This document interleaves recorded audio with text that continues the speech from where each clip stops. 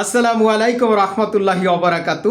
আজ আমরা জানবো বিশেষ করে গ্রুপস ইন ইংলিশ সম্পর্কে। হ্যাঁ, can you say this groups in English?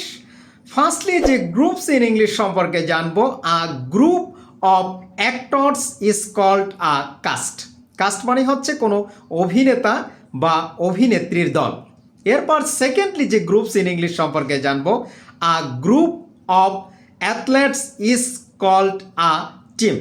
হ্যাঁ, থার্ডলি যে গ্রুপস ইন ইংলিশ সম্পর্কে জানবো, a group of friends is called a circle.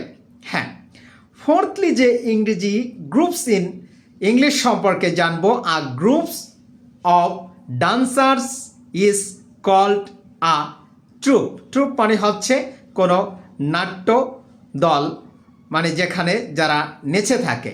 হ্যাঁ, এরপর যে গ্রুপস ইন ইংলিশ সম্পর্কে জানবো, a groups of sailors is called a crew. Crew মানে হচ্ছে নাবিক।